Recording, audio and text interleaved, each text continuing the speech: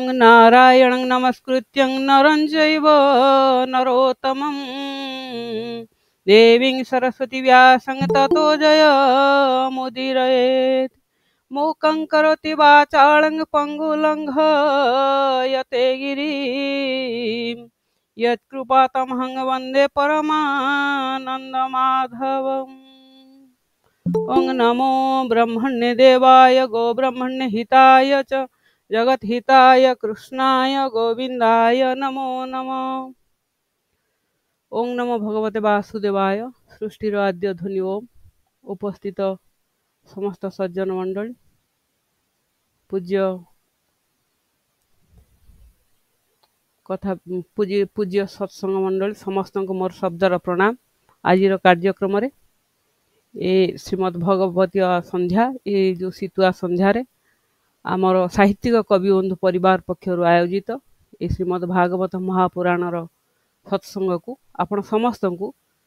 सप्रेम सभक्तिक सुस्वागत शुभेच्छा अभिनंदन सह प्रणाम। कार्यक्रम जोड़ी ही रही आम सहित पूज्य पितृप्रतिमा पंडित कथाव्यास विशिष्ट आलोचक पंडित श्रीयुक्त गोपाल कृष्ण पंडा महाभाग मोर तांको सर्वप्रथमे शब्दर आभूम प्रणाम। जोड़ी ही रही आम सहित पंडित श्रीयुक्त सूर्य कुमार पाणिग्राही आज्ञा, सुचिस्मिता दास महोदया, आजिर पूज्य कथाव्यास पंडित श्रीयुक्त श्याम सुंदर दास महाभाग, सत्यनारायण सतपथी महोदय, रीता अपराजिता महांती भौणी, रति नारायण भाई, रमाकांत पाढ़ी आज्ञा, प्रफुल्ल कुमार दास भाई, ज्योतिर्मयी मिश्र महोदया, जगन्नाथ षडंगी आज्ञा, बिरंची बहिदार महोदय, वीरकिशोर नायक बाबा, भावग्राही बाबा, आमर अर्जुन कुमार सामल महोदय, अनुपमा नाथ शर्मा अपा, समस्त को आज कार्यक्रम अनेक अनेक शुभेच्छा स्वागत सह सभक्तिक प्रणाम। कार्यक्रम को आम सीधा सड़क आरंभ करवा। कार्यक्रम जेहेतु आम सहित जोड़ी ही अच्छा जोड़ी हेले पंडित श्रीयुक्त अनादि चरण महाली महोदय, तांको मध्य मोर शब्दर प्रणाम। आज अध्याय चतुर्थ स्कंद चतुर्विंश अध्याय। आज अध्याय को आलोचना करने मु अनुरोध करी आम सहित उपस्थित अच्छा सदा सर्वदा उपस्थित रहती आम सहित पंडित प्रवाचक विशिष्ट कथाव्यास पूज्य पितृप्रतिमा पंडित श्रीयुक्त श्याम सुंदर दास महाभाग। मु तांको निवेदन रखी से कार्यक्रम को आरंभ करेंगे। चतुर्विंश अध्याय को जेहेतु अध्यायटी बहुत बड़ ताको पारायण करने संभव नुहे, समय बहुत हो तेणु मु बाबा को अनुरोध करी आज ये अध्यायटी को आलोचना करवा भावे। सुस्वागत बाबा, आपन को सुस्वागत।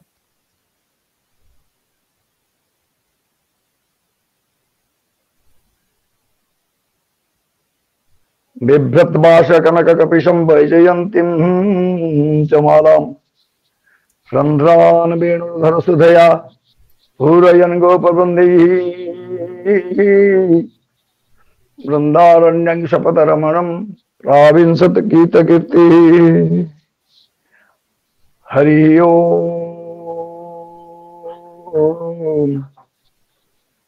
हरि ओम्।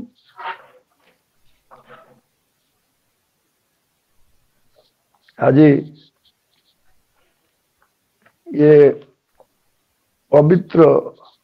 श्रीमद् भागवत आसर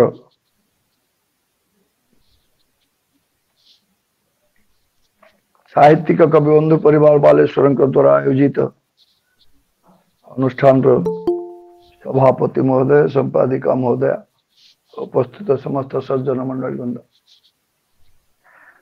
प्रणाम प्रणाम। ये भगवान अभूतपूर्व लीला श्री परम कारुणिक भगवान श्रीकृष्ण नंदनंदन तांकर चरणारविंदरे मोर मथाटा को समर्पण कर देकी आज आपण मान समक्ष ये जो चतुर्थ स्कंदर चतुर्विंश अध्याय ये अध्यायटी को जत्पुरुनास्ति चेष्टा करी आपण मान सम्मुखें उपस्थापन करने परवर्ती उत्तराधिकारी मान संबंध में यहाँ किसी आख्यान करा जाइछि, सेटा को आमे आज जीवा। ओम नारायणं नमस्कृत्य नरं चैव नरोत्तमं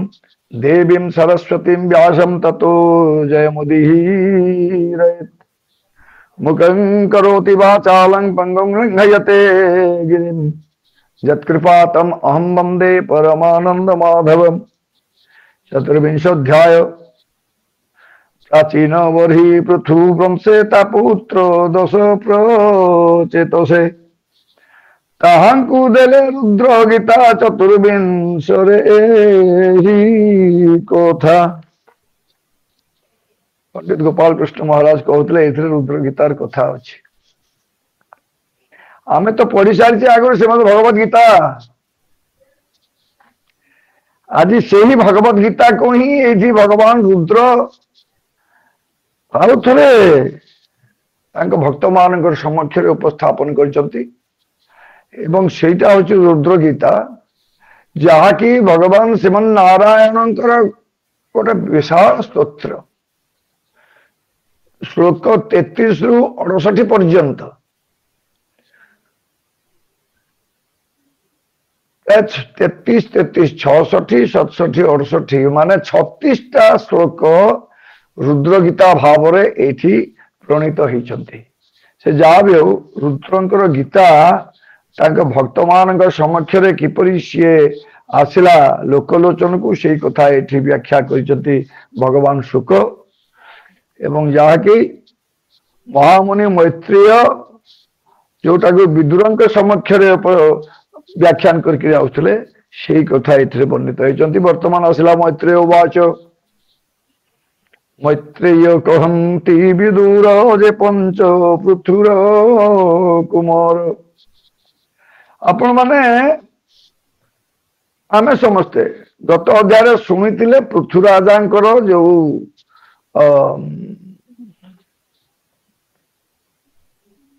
अश्वमेध यज्ञ वार्ता से अश्वमेध यज्ञ कर समय अश्वटा को इंद्र काले पृथु तांकर पदटा नहीं जीवे बोलिकरी से अश्वटा को चोरई नहीं थिले, बारंबार चोरई थिले, 3 थर चोरी करिसंती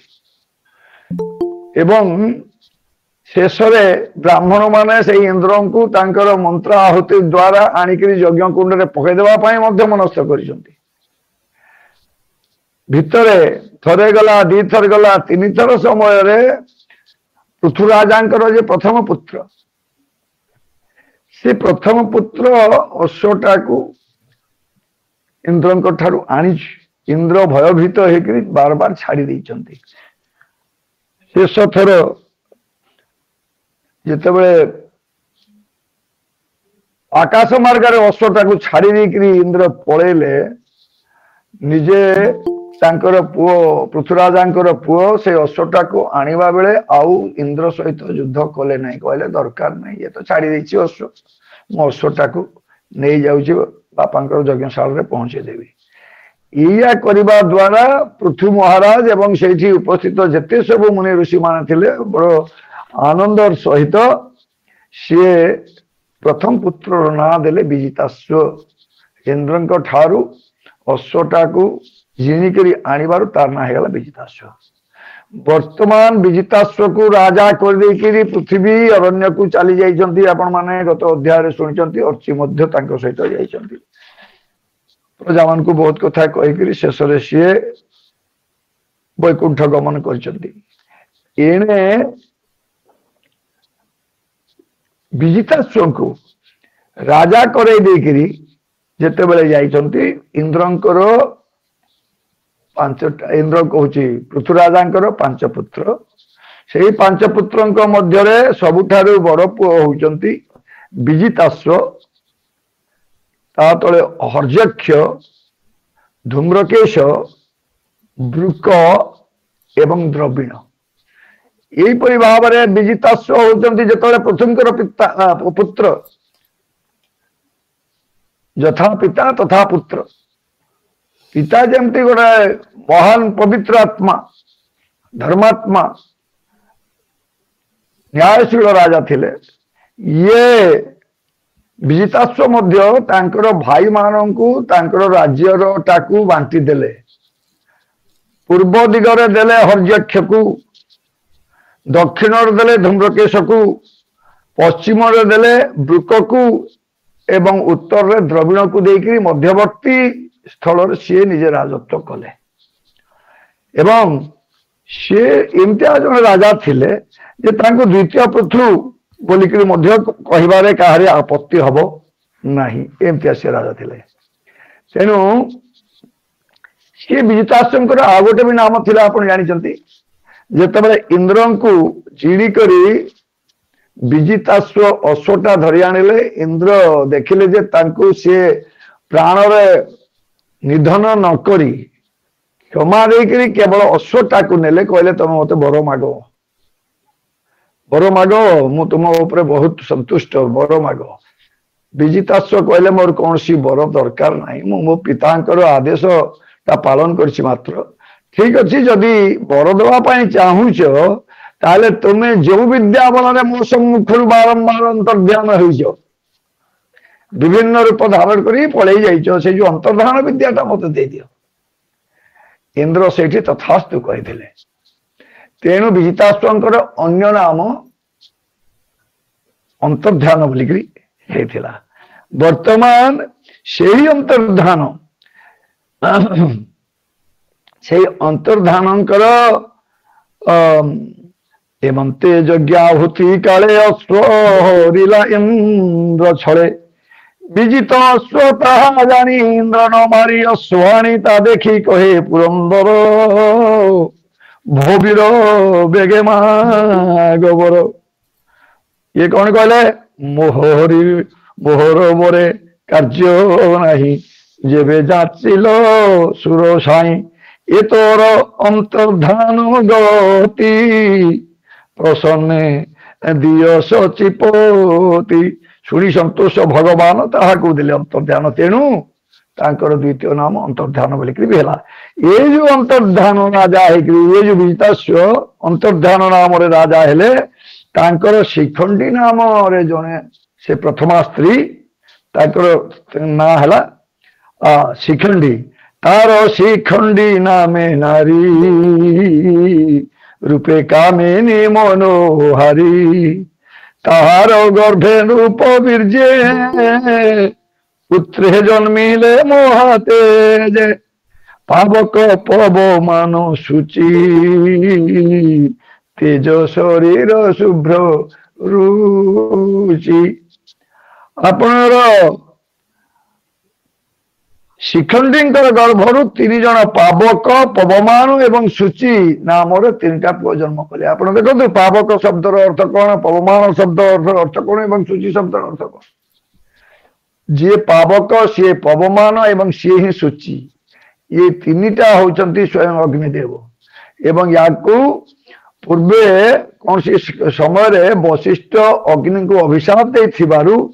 ଏଇମାନେ 3ଟା ରୂପ ଧରିକରି ଶିଖଣ୍ଡୀଙ୍କ ଗର୍ଭରେ, ସ୍ୱୟଂ ଅଗ୍ନି ଯଦିଓ ଦେବତା ଥିଲେ ପୂର୍ବେ, ଏବେ ମଧ୍ୟ ଅଛନ୍ତି, ସେଇ ଦେବତା ବାଧ୍ୟ ହେଇକରି ଯୋନି ସମ୍ଭୂତ ହେଲେ, ଏ ଶିଖଣ୍ଡୀଙ୍କ ଗର୍ଭରେ ସିଏ ଜନ୍ମଗ୍ରହଣ କଲେ। ଏବଂ ପରବର୍ତ୍ତୀ ଅବସ୍ଥାରେ ଯୋଗ କରିକରି, ବିଭିନ୍ନ ପ୍ରକାର ତପସ୍ୟା କରିକରି ଇଏ 3 ଜଣ ପୁଣି ଅଗ୍ନି ହେଇଗଲେ। ଏଇ ଅଗ୍ନି ଏବଂ ଆଉ ଜଣେ ଥିଲେ ପତ୍ନୀ ଥିଲେ ବିଜିତାଶ୍ରଙ୍କର, ଅନ୍ତର୍ଧାନଙ୍କର। ସେଇ ଅନ୍ତର୍ଧାନଙ୍କର ଆଉ ଜଣେ ଥିଲେ ସ୍ତ୍ରୀ, ସିଏ ହଉଛନ୍ତି ନଭସ୍ୱତୀ, ତାଙ୍କ ନାଁ ଥିଲା ନଭସ୍ୱତୀ। ଏବଂ ନଭସ୍ୱତୀଙ୍କର ଗର୍ଭରେ ହବିର୍ଧାନ ନାମକ ଗୋଟେ ପୁତ୍ର ଜନ୍ମଗ୍ରହଣ କରିଥିଲେ। ହବିର୍ଧାନ, ନଭସ୍ୱତୀଙ୍କର ଗର୍ଭରେ ହବିର୍ଧାନ ନାମକ ଜଣେ ପୁତ୍ର ଜନ୍ମଗ୍ରହଣ କରିଥିଲେ। ଏବଂ ଏପଟେ 3ଟା ପୁଅ ଏବଂ ସେପଟେ ଗୋଟାଏ ପୁଅକୁ ଜନ୍ମ ଦେଇକରି ରାଜା ଅନ୍ତର୍ଧାନ ତାଙ୍କର ପିତାଙ୍କର ପଥ ଅନୁସରଣ କଲେ। ପିତା ଯେମିତି ଅଶ୍ୱମେଧ ଯଜ୍ଞ ସମାପ୍ତ କଲେ, ପ୍ରଜାମାନଙ୍କୁ ବିଭିନ୍ନ ପ୍ରକାର ଉପଦେଶ ଦେଲେ, ସମସ୍ତଙ୍କ କଥା ବୁଝିଲେ, ଧରଣୀଟାକୁ ଠିକ ଭାବରେ ପାଳନ କରି ସବୁ କିଛି ଆଣିକି ଦେଇ ସାରିଲା ପରେ ଯେମିତି ବାନପ୍ରସ୍ଥ ଗଲେ, ଏଇଟା ଠିକ ସେମିତି। ଏଇଟା ଦେଖନ୍ତୁ, ଯେ ପ୍ରକୃତ ପିତା, ସିଏ ନିଜର ଘର ସଂସାରର ସବୁ କିଛି ବୁଝି ବିଚାରି ଶେଷରେ ସେ ବାନପ୍ରସ୍ଥ ନିଏ, ଯୋଉଟା କି କର୍ଦମ ମୁନିଙ୍କ ପାଖରେ ମଧ୍ୟ ହେଇଥିଲା। 9ଟା ଝିଅଙ୍କର ବିବାହ ସାରିଲେ, କପିଳ ମୁନିଙ୍କୁ ଆଣିକରି ପତ୍ନୀଙ୍କର କୋଳରେ ଦେଲେ ଏବଂ ତାପରେ ଯାଇ ସେ ବାନପ୍ରସ୍ଥକୁ ଗଲେ। ଠିକ ସେଇଭଳିଆ ଏଇଠି ପୃଥୁ ମଧ୍ୟ ସେହା କରିଥିଲେ। ବର୍ତ୍ତମାନ ଅନ୍ତର୍ଧାନ ଯେ ବିଜିତାଶ୍ଵ, ଯାହାଙ୍କ ନାମ ବିଜିତାଶ୍ଵ, ସେଇ ଅନ୍ତର୍ଧାନ ମଧ୍ୟ କଣ କଲେ, ସେ ମନରେ ବିଚାର କଲେ। କଣ ବିଚାର କଲେ? ସେ ଅନ୍ତର୍ଧାନ ରୂପରାଏ ବିଷୟ ଭୋଗ ନ ଯୋଗାଏ, ସେ ଜ୍ଞାନ ବୈରାଗ୍ୟ ନୃପତି, ଏତେ ଜିହ୍ନ ଅଚଳ ବିଭୂତି, ମନେ ବିଚାରେ ନୃପନାଣ, ଏ ସର୍ବ ଅନର୍ଥ କାରଣ। ଅର୍ଥ ହେଉଛି ଅନର୍ଥର ମୂଳ, ଏଇଟା ସମସ୍ତେ ଜାଣନ୍ତି। ଯୋଉଠି ଅର୍ଥ ସେଇଠି ଅନର୍ଥ। ଯେତେ ଗୋଟେ ପୁଅ, ବାପର ଯେତେଟା ପୁଅ ହେଇଥାନ୍ତୁ, ଗୋଟେ ମାର ଗର୍ଭରୁ ଜନ୍ମ ଗ୍ରହଣ କରିଥାନ୍ତୁ, କିନ୍ତୁ ସେଇ ଅର୍ଥ ହିଁ ଭାଇ ଭାଇ ଭିତରେ ଶତ୍ରୁତା ସୃଷ୍ଟି କରୁଛି। ଦେଖନ୍ତୁ, ଭାଇ ଠାରୁ ଭଗାରୀ ଆଉ କେହି ନୁହଁ ବୋଲିକିରି କହିବାଟା କିଡେ କଷ୍ଟଦାୟକ। ସେଟା ତାକୁ ଟିକେ ମନ ଭିତରେ ବିଚାର କଲେ, ଗୋଟେ ମାର ଗର୍ଭରୁ ଜାତ ହେବେ ଅଥଚ ଦୁହେଁ ପରସ୍ପରର ଶତ୍ରୁ ହେବେ। ମୁଁ କାହାକୁ ଏଇଠି ଆକ୍ଷେପ କରି କହୁନାହିଁ, କାରଣ ମୁଁ ବି ବିବାହ କରିଛି, ମୋର ବି ସ୍ତ୍ରୀ, ମୋ ଭାଇ ବି ବିବାହ କରିଛି, ତାର ବି ସ୍ତ୍ରୀ, ଅନ୍ୟମାନେ ସମସ୍ତେ ଅଛନ୍ତି, ନିଜ ନିଜର ଭାଇ ସମସ୍ତେ ବିବାହ କରୁଛନ୍ତି ପର ଘର ଝିଅ ମାନଙ୍କୁ ଆଣିକିରି। କିନ୍ତୁ ଏବେ ଅନ୍ୟ କୌଣସି ଠାରେ ବିଭିନ୍ନ ସମୟରେ ସେ ଭାଇ ଭାଇ ମାନଙ୍କ ମଧ୍ୟରେ ଶତ୍ରୁତା ସୃଷ୍ଟି କରିବାର ମୂଳ କାରଣ ହେଇଯାଆନ୍ତି ସେଇ ମନମୋହିନୀ ସ୍ତ୍ରୀ ମାନେ ବିଭିନ୍ନ ସମୟରେ। ଅବଶ୍ୟ ଆପଣା ଶୁଣା ତ ଭେଣ୍ଡି ପରକୁ ଦୋଷ ଦେଇକି ଲାଭ କଣ? ନିଜର ପୁଅ ଯଦି ଠିକ ଥିବ, ଭାଇ ଯେ ପୁରୁଷ ପୁଅ ଯଦି ଠିକ ଥିବ, ତାକୁ ସ୍ତ୍ରୀ କଣ କରିବ? କିନ୍ତୁ କଣ କରିବା, ସିଏ ଯୋଉ ଜିନିଷ ହଉଛି ସେଇଭଳିଆ ଶତ୍ରୁତା ସୃଷ୍ଟି ହେଇଯାଉଛି। ତେଣୁ ଏଇଠି ଅନ୍ତର୍ଧାନଙ୍କ ମନ ଭିତରେ ଗୋଟେ କଥା ଆସିଗଲା, ରାଜ ସମ୍ପଦେ ଅନ୍ଧ ହୋଇ ଅଜ୍ଞାନେ ନ ଧର୍ମ ନ ଜାଣୋଇ, କରଇ ଶତ୍ରୁ ମିତ୍ର ଭାବ, ସକଳ ଘଟେ ଜୀବ। ଭଗବାନ ବ୍ୟାସ କହିଲେ, ରାଜ୍ୟାଂ ବୃତ୍ତିଙ୍କରା ଦାନ ଦଣ୍ଡ ଶୁଳ୍କାଦି ଦାରୁଣମ୍, ମନ୍ୟମାନ ଦୀର୍ଘ ସତ୍ର ବ୍ୟାଜେନ ବିସର୍ଜ। ଭଗବାନ ବ୍ୟାସ କହିଲେ, ଇଏ ରାଜା ବିଚାର କଲେ ଯେ ରାଜ୍ୟାଂ ବୃତ୍ତି କରା ଦାନ ଦଣ୍ଡ ଶୁଳ୍କାଦି ଦାରୁଣମ୍, ଯେତେ ଯେ ରାଜପଣ ଯେ କରିବ, ପ୍ରଜାଙ୍କ ଠାରୁ କର ଆଣିବ, ବିଭିନ୍ନ ଶୁଳ୍କ ବସେଇବ, ବିଭିନ୍ନ ଦାନ ଆଣିବ ଏବଂ ତା ଫଳରେ ପ୍ରଜାମାନଙ୍କ ମନରେ ବହୁତ କଷ୍ଟ ନିଶ୍ଚିତ ଭାବରେ ହେବ। ତେଣୁ ଇଏ ସବୁ ମୋର ଆବଶ୍ୟକ ନାହିଁ। ରାଜତ୍ୱ ଧର୍ମେ କୋପ ବହି, ପ୍ରଜା ପୀଡ଼ନ୍ତି ଧନ ପାଇଁ, ଅଧର୍ମ ମାର୍ଗେ ନିୟନ୍ତି ବଳେ, ପ୍ରଜା କ୍ଷୋପିତ କ୍ୟୁଧା କୂଳେ, ପ୍ରଜା ବିନାଶେ ଘୋର ପାପ, ନରକେ ପଡ଼ନ୍ତି ଅଧିପ। ତାଙ୍କ ମନରେ ଆସିଗଲା ଯେ ପ୍ରଜାଙ୍କୁ କଷ୍ଟ ଦେଲେ ନର୍କ ଗତି ବ୍ୟତୀତ ଆଉ କିଛି ନୁହଁ। ତେଣୁ ପଡୁ ଏ ରାଜ୍ୟ କାର୍ଯ୍ୟ ନାହିଁ, ଯଜ୍ଞ କରିବା ସୁଖେ ରହି। ମୋର ଦରକାର ନାହିଁ, ମୋର ଜରୁରତ ନାହିଁ, ମୁଁ ନିଶ୍ଚିତ ଭାବରେ ଯଜ୍ଞ କାର୍ଯ୍ୟ କରିକିରି ହିଁ ସମୟଟା ଅତିବାହିତ କରିବି। ଏଇଟା ବିଚାର କରି ଯଜ୍ଞର ଛଳେ ସେ ରାଜନ, ତେଜିଲା ନୃପତି ଆସନ, ନିଷ୍କାମ ପଥ ଆଶ୍ରୟ କଲା, ପରମ ପୁରୁଷ ଭଜିଲା। ଏ ଯୋଉ ନିଷ୍କାମ ପଥ ସମଗ୍ର ଗୀତା, ସମଗ୍ର ଶ୍ରୀମଦ୍ ଭଗବତ ଗୀତାରେ ଭଗବାନ ଶ୍ରୀକୃଷ୍ଣ ନିଷ୍କାମ ପଥଟା ହିଁ ସବୁଠାରୁ ଭଲ ପଥ। କାମ କରୁଥିବ କିନ୍ତୁ ସେଥିରେ ଆସକ୍ତି ନଥିବ, ଏଇ କଥାଟା ବାରମ୍ବାର କହିଛନ୍ତି ଏବଂ ସେଇଟା କଲେ ହିଁ ତାଙ୍କ ନିକଟରେ ଆମେ ପ୍ରବେଶ କରିବାର ଗୋଟେ ଆମକୁ ଆମର ପଥଟା ଉନ୍ମୁକ୍ତ ହେଇଯିବ। ସେଇ କଥା ସେ ବିଚାର କରି ସେ ଅଂଶ ଦୀକ୍ଷାରେ ରାଜନ, ଗମିଲା ବୈକୁଣ୍ଠ ଭୁବନ। ବିଭିନ୍ନ ପ୍ରକାର ଯଜ୍ଞ ତପ ଆଚରଣ କରିକରି ଶେଷରେ ସିଏ ମଧ୍ୟ ବୈକୁଣ୍ଠକୁ ଗଲେ। ଏବଂ ପରବର୍ତ୍ତୀ ଅବସ୍ଥାରେ କଣ ହେଇଛି ଆପଣ ମାନେ ଜାଣନ୍ତି ଯେ ଏଇ ଯୋଉ ନଭସ୍ୱତୀ ହଉଛନ୍ତି ସ୍ତ୍ରୀ, ତାଙ୍କର ଗର୍ଭରୁ ହବିର୍ଧାନ ନାମକ ଜଣେ ପୁତ୍ର ଜନ୍ମ ଗ୍ରହଣ କରିଥିଲେ। ଅନ୍ତର୍ଧାନର ନଭସ୍ପତି ସ୍ତ୍ରୀଙ୍କ ଗର୍ଭରୁ ହବିର୍ଧାନ ନାମକ ଜଣେ ପୁତ୍ର ଜନ୍ମଗ୍ରହଣ କରିଥିଲେ ଏବଂ ସେଇ ହବିର୍ଧାନ କାହାକୁ ବାହା ହେଇଥିଲେ? ହବିର୍ଧାନୀ। ହବିର୍ଧାନୀ ନାମକ ସୁର ମୋହିନୀ, ତା ପତ୍ନୀ ନାମ ହବିର୍ଧାନୀ ସୁର ମୋହିନୀ ସୁଲୋଚନୀ। ତାହାର ଗର୍ଭେ ଷୋଡ଼ଶୂତ ଜନ୍ମିଲେ ତେଜେ ବଳବନ୍ତ। ବର୍ହିଷଦ ଯେ ଶୁକ୍ଳ ସତ୍ୟ,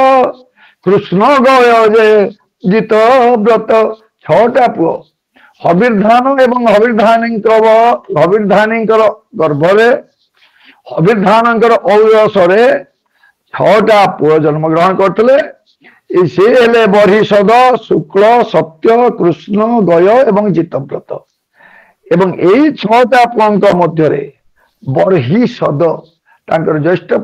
ପୁତ୍ର ବର୍ହିଷଦ, ସିଏ ଜଣେ ଯୋଗ୍ୟ ରାଜା ଭାବରେ ରାଜପଦ ଗ୍ରହଣ କଲେ। ହବିର୍ଧାନଙ୍କ ପରେ ବର୍ହିଷଦ ରାଜପଦ ଗ୍ରହଣ କଲେ। হইলে ভূপ ভাগ্যবন্ত, সৌভাগ্যবান প্রজাপতি, রখিলে জগতরে খ্যাতি। ଏହିପରି ଭାବରେ ସିଏ ପ୍ରଜାପତି ନାମରେ ଖ୍ୟାତ ହେଲେ। ପ୍ରଜାପତି, ଦକ୍ଷ ପ୍ରଜାପତି ଭଳି ଏମିତି ଯେମିତି କର୍ଦମ ବି ଜଣେ ଥିଲେ ପ୍ରଜାପତି, ମନୁ ବି ମହାରାଜ ସ୍ୱୟଂଭୁବ ମନୁ ବି ପ୍ରଜାପତି। ଇଏ ବି ଜଣେ, ଇଏ ଯୋଉ ଆପଣଙ୍କର ବର୍ହିଷଦ, ପରବର୍ତ୍ତୀ କାଳରେ ତାଙ୍କର ନାଁ ପ୍ରାଚୀନ ବର୍ହି ହେଲା, କିନ୍ତୁ ପ୍ରଥମେ ତାଙ୍କର ନାଁ ହେଲା ବର୍ହିଷଦ। ସିଏ କଣ କଲେ? ପ୍ରଜାପତି ଭାବରେ ସେ ପଦ ଗ୍ରହଣ କଲେ। ହୋଇଲେ ଶୁଭ କାର୍ଯ୍ୟ ପ୍ରତି, ପ୍ରାଣାୟାମାଦି ଯୋଗେ ରତି। ପ୍ରାଣାୟାମ ପରାୟଣ, ପ୍ରାଣାୟାମାଦି ଯୋଗେ ରତି। ସେ ଶୁଭ, ପ୍ରଥମେ ତା ମାନେ ଯେକୌଣସି କାର୍ଯ୍ୟରେ ନିଜର ଆତ୍ମାକୁ ପବିତ୍ର କରିବା ପାଇଁ ହେଲେ ପ୍ରଥମେ ପାରାୟଣ। ଯୋଉ ପାରାୟଣ, ଦମ, ସମ, ଆସନ, ପ୍ରାଣାୟାମ, ତାପରେ ଆପଣ ନିରୋଧ ଇତ୍ୟାଦି ଯାହା କିଛି ଅଷ୍ଟାଙ୍ଗ ଯୋଗ ଯାହା ସବୁ ବର୍ଣ୍ଣିତ ହେଇଛନ୍ତି ଆଗରୁ ଆମେ ସବୁ ଯାହା ଶୁଣିଛେ ଜାଣିଛେ, ସେଇଥିରେ ସେ ପ୍ରାଣାୟାମରେ ରତି ହେଲେ। ଏବଂ ସେ ହବିର୍ଧାନର ସନ୍ତତି ମହତ ଗୁଣଦାର ଅତି, ସେ ଭାଗ୍ୟବନ୍ତ ଧନ୍ଦଧର, ତା ଯଶ ତୈଲୋକ୍ୟ ବିସ୍ତାର। ତ ବର୍ତ୍ତମାନ ହବିର୍ଧାନର ପୁତ୍ର ହେଲା ବର୍ହିଷଦ। ସିଏ ବର୍ହିଷଦ କଣ ଥିଲେ? କର୍ମକାଣ୍ଡରେ ନିପୁଣ। ସବୁ କିଛି ଆପଣ ଯୋଉ ବେଦ, ବେଦାଙ୍ଗ, ଉପନିଷଦ, ଶାସ୍ତ୍ର, ପୁରାଣ ସବୁଥିରେ ସିଏ ହଉଛନ୍ତି ପାରଙ୍ଗତ। ଅଦ୍ଭୁତ ତାର କର୍ମ ମାନ, ସେ କ୍ରିୟା କାଣ୍ଡରେ ନିପୁଣ। ଯେ କର୍ମ କଲା ଏ ଜଗତେ, ଶୁଣ ବିଦୁର ଏକ ଚିତ୍ତେ। ଭୂତ ଭବିଷ୍ୟ ବର୍ତ୍ତମାନେ, ନ ଦେଖି ଏ ତିନି ଭୁବନେ। ତା ଯଜ୍ଞେ ପ୍ରାଚୀନ ଗ୍ରସ୍ଥଳ, କୁଶେ ଆଚ୍ଛାଦିତ ସକଳ। ଏଣୁ ତା ନାମ ମୋହିତଳେ, ପ୍ରାଚୀନ ବର୍ହିଷ ବୋଲେ। ପ୍ରାଚୀନ ନଗର, ପୂର୍ବରେ ଥିବା ଯୋଉ ନଗର, ସେଇ ନଗରରେ ସିଏ କଣ କଲେ? ଗୋଟେ ବିରାଟ ଯଜ୍ଞ, ସାଧାରଣ ନୁହେଁ, ପ୍ରାୟ ବହୁତ ବିରାଟ ଯଜ୍ଞ ସେ ଆୟୋଜନ କଲେ। ଯେଟା ଭଗବାନ ବ୍ୟାସ ଲେଖିଲେ, ଯସ୍ୟେଦଂ ଦେବୟଜନ ମନୁର ଯଜ୍ଞଂ ବିତନ୍ନତ, ପ୍ରାଚୀନାଗ୍ରୈଃ କୁଶୋରାସିତ୍ ଆସ୍ତୃତଂ ବସୁଧାତଲମ୍।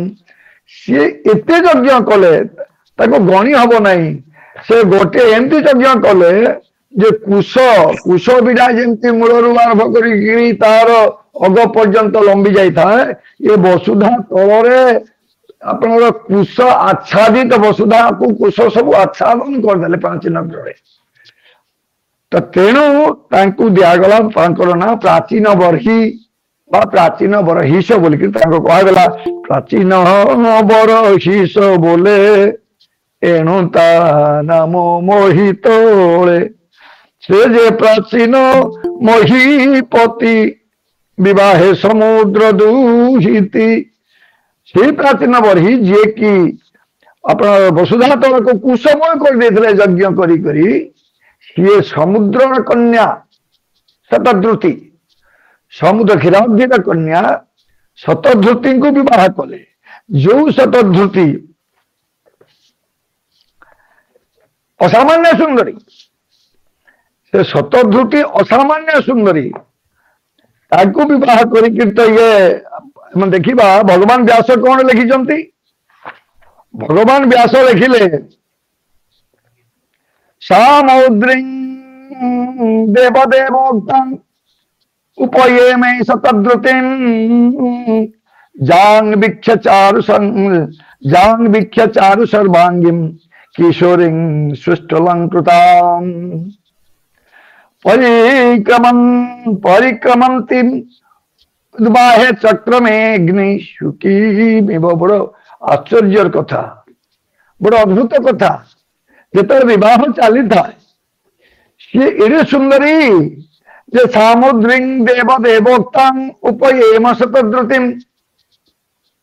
से सामुद्री तांका ना जो शतधृति समुद्र कन्या, तेणु ना है सामुद्री। समुद्र से अपत्यार्थे दीर्घ सामुद्री। से देवदेवोक्तम उपयेम शतधृतिं ताकू विवाह कर जांग वीक्ष चारु सर्वांगी किशोरी सुष्ठुलंकृता। सी तार इडी अलंकार द्वारा एपरी सुसज्जित है, केवल अलंकार नुहे, असामान्य सुंदरी, प्राकृतिक सौंदर्य पूरापूरी भरपूर। तार सौंदर्य निरीक्षण विवाह चली अग्निर चारिपटे बरकन्या देउछंती, बुलुचंती, आवर्तन रे बुलुचंती। अग्निदेवता देखीदे से सुंदरी सौंदर्य को, वाह। अग्नि देखी देखी कहले परिक्रमन्तीं उद्बाहे चक्रमेऽग्नि शुकम् एव। परिक्रमन्तीं परिक्रमण करुथिबा उद्बाहे ये चक्रमेऽग्नि अग्नि तांको देखीदेले। ये जो परिक्रमा अग्नि को परिक्रमा करथांती बर कन्या, से समय से एडे सुंदरी। एथि विचार करंतु जो अग्निकर भी लोभ होगला, तांका प्रति दृष्टि पड़ीगला। मन मन सी भी विचार कले, अरे बाप रे, ये भलिया पत्नी को ये अपना प्राचीन भरी विवाह होची। मन भितर आउ केते कथा आसी थिबो, मो भाग्य रहले थांता ये भलिया कथा। सेणु तापरे ब्रह्मा ताहार पुरे आसी कन्या को कहले, विश्वासी ब्रह्मा वचने सिंधुपति राज्य रे बहिला दुहिती। यही शतधृति को प्राचीन बही किपरि विवाह करथिले? प्राचीन बढ़ी को निजे ब्रह्मा मध्य कहते एवं जाकि समुद्र को भी कहते, तो झील शतधृति को पाए भल झी पुओ मु ठीक कर दबु। सी हूँ प्राचीन बढ़ी एवं तांको कथा मानिक प्राचीन बढ़ी को समुद्र झील को देला। इटा जैसे जे प्राचीन रूपवर विवाह संजोगे कन्यावर अग्नि प्रदक्षिण करते जन्मे चंद्रांशु भूमि गते। देखी भूता सन अनंगे होइला अधीन। हुतासन अग्नि को मध्य कामबाण विद्ध लिखाई, किंतु ये लिखाई परिक्रमंतम उद्बाहे चक्रमेऽग्नि शुकी। ये अग्नि आउ थे शुकी, कौन सी गोटे शुकी जो संपूर्ण भाव तार ये मिलू नहीं। शुकी बोलिक जड़े सेमती कामिनी को प्रति ये अग्नि आसक्त हो पड़ी जमी से भली शतधृति को देखिक अग्नि आसक्त हो पड़ते। तेणु से विचार करा जाऊ से केते सुंदर थे। एवं परवर्ती अवस्था कौन है, विबुधा शूर गंधर्वम मुनि सिद्ध नरोरगा विजिता सूर्यया दीक्षु कन्वयन्त्यैव नूपुरैः। सी जो सुंदरी शतधृति, सी शतधृतिर सौंदर्य, से शतधृतिर तार नूपुर निकोण ध्वनि, बाप रे, ताकू देखिकरी विबुधासुर गंधर्व मुनि सिद्ध नरोरगा। देखंतु विबुध असुर गंधर्व मुनि सिद्ध नर उरग कहले सर्प। विबुधा सुरगम धर्म मुनि सिद्ध नरोरगा विजिता सूर्यया दीक्षु कर्णयन्त्यैव नूपुरैः। से जो शतधृतिंकर नुपुर निकोण रे ये देव सुर गंधर्व किन्नर यक्ष रक्ष राक्षस जहा कि समस्ते मोहित हो गले सूर्य ठार जेते देवता भी थिले जोटा कि लिखिले तार निकुण नुपुर निकुण ध्वनि शुणिक समस्त मोहित हो गले जोटा कि लिखिं आप जानते ओइला उषा जो शीत कुसुमे होई भूषित भ्रमर अंजनांचित एणी नयना विहंग स्वन किणी निकोणिला किणी किणी जीव चित्त नेला किणी कुंद दर्शन चरण अरुण सुंदर प्रभाती तारका मुथा मणि भास्वर ये लिखिले मेहर कवि उषांकर सौंदर्य वर्णन ओइला उषा जोशी तो आज ठीक ये शतधृती सौंदर्यता बढ़ीगला कि बोलिक प्रतिभात हुए एवं पुणी भगवान व्यास कहते प्राचीन वर्ष पुत्र शतधृत्यां दशा भवन तुल्यानाम व्रतः सर्वे तुल्य नाम व्रतः सर्वे धर्मास्ता धर्मस्नाता प्रचेतस 10टा पुत्र हेले एवं सेठी आपनकर प्राचीन बर्ही ये शतधृतींकर सौंदर्य विमुग्ध होकर केमती से बिल्कुल सबू किसी छाड़ीदेले स्त्रीर आपनर तार अधीन हो गले मनुष्य अवस्था कौन हुए सेटा भी ये अवश्य जगन्नाथ दास लिखिं से लिखिले कौन कि न दे प्राचीन बरही राजन तारूपे होइला अधीन सकल धर्म परिहरी ताबस हेला दंडधारी से क्रीड़ा मृग जीव प्राय ताबसे धर्म कला क्षय ता बिना आज्ञा रे राजन न करे अन्य एटा हूँ सब बड़ तत्वपूर्ण कथा ता बिना आज्ञा रे राजन न करे अन्य कर्म मान स्त्री बुद्धि प्रलयन करे बोली लिखाई आप जानती लिखाई ये माने से भाया स्त्री समस्त नुह मो माँ नुह संयुक्ता माँ नुह ना मो झी प्रणति यहाँ प्रयोज्य नुहे से मैंने ये सब व्यस्त न था किंतु सेमती स्त्री जे कि ता बिना आज्ञा राजन न करे अन्य कर्म मान मनीष जिते स्त्रीर वश हो जाए ताकू ता बाप माँ भाई भौणी ये भल मंद कि देखा जाती ना ये प्राचीन अवस्था है ता स्त्री सहित लाइक 10टा पुओ जन्म कर पकेला सी एका थरके 10टा पुओ जन्म हेले समस्ते देखा समान समस्त गोटे ना देला प्रचेतस समस्त गोटे ना एका रूप सेटा से 10 पुत्र आत्मा एक शुभ सुंदर सुविवेक सम आकृति रूप बेश एक ही नाम प्रचेतस जहाँ भी हो वर्तमान प्राचीन भरी 10 पुत्र को देखिक बड़े सुंदर पुओ जिते देखीदेला पुओ मान को बहुत सुंदर पुओ कहला बाबू रे तुम्हें सब जाओ प्रजा सृष्टि कर तुम्हें जाओ सब प्रजा सृष्टि कर एवं पितार आज्ञा को मानिकी एठी पित्रादिष्टा प्रजा सर्के तपसे नवमास विषम 10 वर्ष सहस्राणी तपसा तपस्पतिम तपसार्चम तपस्पतिम से पिता आज्ञा दे प्राचीन भरी आदेश दे पुओ मान को प्रत्येक मान को 10 प्रतिशत को आज्ञा दे तुम्हें जाओ प्रजा सृष्टि कर एवं प्रजा सृष्टि करने से कौन है पित्रादिष्टा प्रजा सर्गे प्रजा सृष्टि निमित्त तपस्ते नवमा विषन तपहते तपस्या करने से माने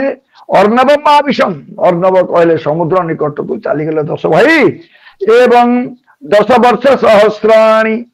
10,000 वर्ष पर्यंत तपसा अर्चम तपस्पतिम जे भगवान विष्णु यज्ञपति जी होचन भगवान यज्ञ विष्णु को सी माने 10,000 वर्ष पर्यंत तपस्या आचरण कले एवं ये 10,000 वर्ष तपस्या आचरण करने समय कौन है जदुक्तं पथि दृष्टेन गिरीशेन प्रसीदता तध्यायन्तो जपन्त्यश्च पूजयन्तश्च संयता जदुक्तं पथि दृष्टेन गिरीशेन प्रसीदता गिरीश जे भगवान शिव ये माने जेतबेले समुद्र पार को जाउथिले तपस्या करबा पई सेही समय रे सीए भगवान शिव को पथरे देखी देले आमे तांकर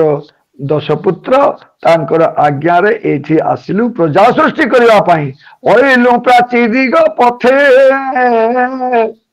पिता वचने तप अर्थे बड़ एठी परवर्ती अवस्था रे अछि एठी जदियो विदुर उवाच बोलिक दिया जाए नहीं किंतु प्रकृत रे 15 नंबर श्लोक पर 16 नंबर श्लोक रे विदुर कहिसंती जोटा लेखा हिची इतरे विदुर उवाच लेखा ही नहीं जगन्नाथ दास छाड़ी देले ना अपन प्रिंटिंग समय छाड़ी ही गला सेटा जेता से बाल वाक्य उमा साई संतोषे तांको दीक्षा दे से तपे तो श्री भगवान आनंदे गले निज स्थान तांकर वाक्य रे उमा साई भगवान शिव तांको दीक्षा देले बोली कि एठी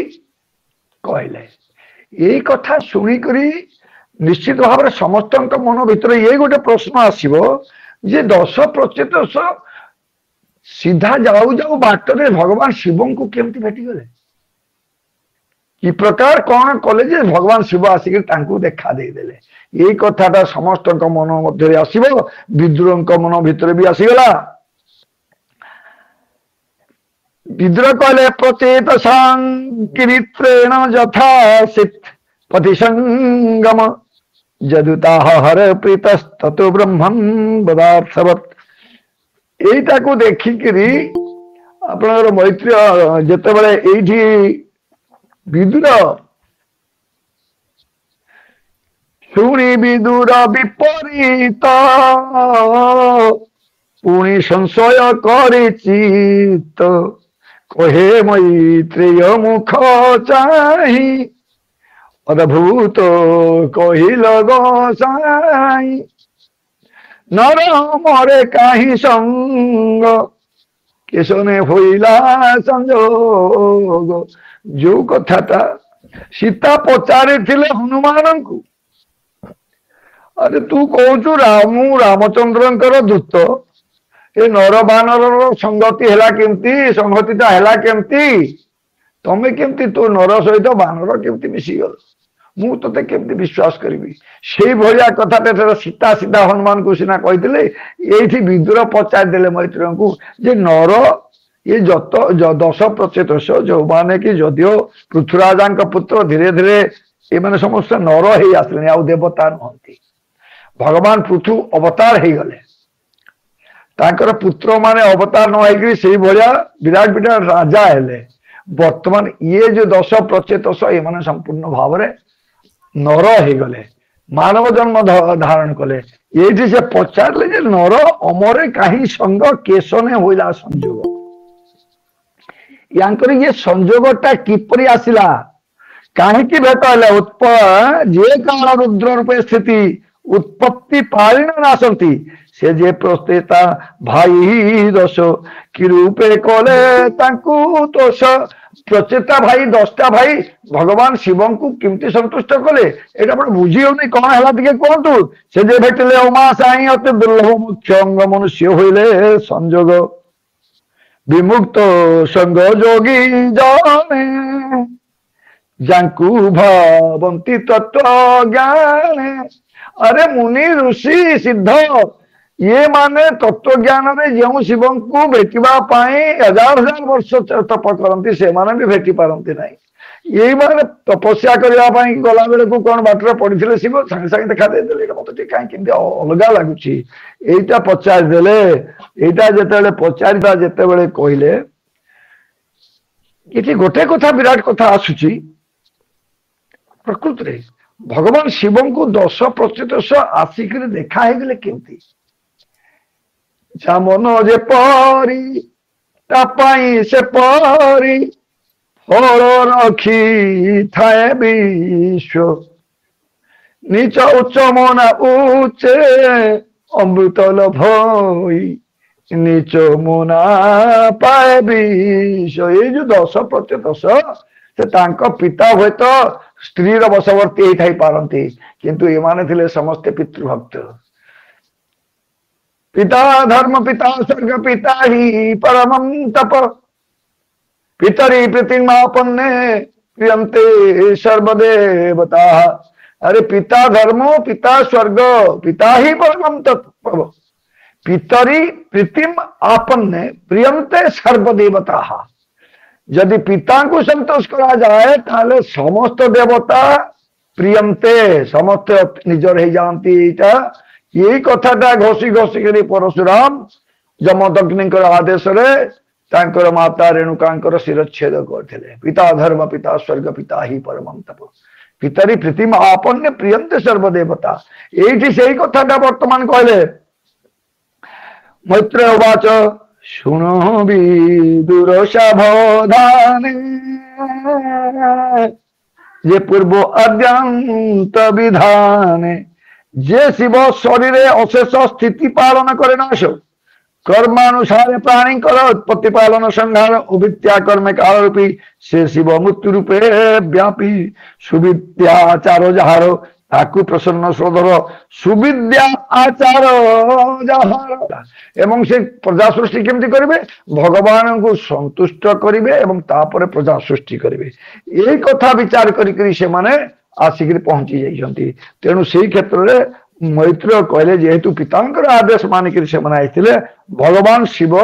तांकू देखा देले एवं से माने आसिक कोठी पहुंची गले से माने समुद्र तटरे आसिक पहुंचीबा बेले समुद्र निकट मिलिले दिव्य सरोवर देखिले। वर्तमान समुद्र निकट में गोटे सुंदर सरोवर वर्तमान सरोवर सौंदर्यटा बड़ सुंदर भाव अमृत तुल्य सुमधुर सुख आनंद शीतकर निर्मल जन्मे साधु मन तेसने दिशई शोभन। समुद्र जल साधुंकर मन भलिया दिशुला। साधुंकर मन को किए किए सब जदि देखी नले निजे जदि काय पाखरे साधुत्व प्राणी क्या जदि अच्छी निज मन को पचार देले जना पड़ कौन थिला मन निर्मल थिले गाड़िया गंगा मन निर्मल जार देही उद्धव गंगा जल से निर्मल मन निर्मल जन्मे साधु मन तेसने दिशई शोभन। सरोवर जलटा साधुंकर मन केते निर्मल हवा कथा से भलिया से साधुंकर मन जमी सदाबले निर्मल कहारी प्रति तांकर हिंसा नाही द्वेष नाही खाइले भी नाही आपण सीधा भक्ति जोग को पड़ी जीवा। श्रीमद भगवत गीता साधुंकर लक्षण भक्तंकर लक्षण भगवत गीतार भक्ति जोग सबू किसी कहते भगवान से पलि गले आम जानीजा जे साधुर मन केते निर्मल। आपने एमती शीतल बहई पवने पद्म केशर राजघने सुगंध पुष्प सौरभरे दिग विदिग से प्रसरे से गंध वायु ग्रहणे मोदा सुखे संगीत वाद्यनाद।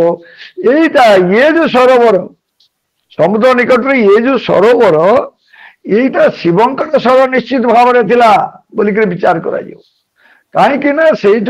विभिन्न वाद्य दुंदुभि विभिन्न प्रकार देववाद्य सब स्वर आसूला प्रचेत गण से देखी देखी चकित हो गले कौन कुआड़े कौन सब देखुं यही सब देखा समय देखीदेले जे वृषभ वाहन चढ़िक महामहेश्वर धीरे धीरे से जो सरोवर जल उद्भासित हो उठी देखिले वृषभ आरोही महेश সে জলে হইলে কাদৃশ্য বেনি পার্শ্বে দেবগণে স্তুবন্তি বিবিধস্ত বনে প্রসাদ মুখ সুপ্রসন্ন সে দেব দেব ত্রিলো প্রসাদ মুখ প্রসাদ মুখ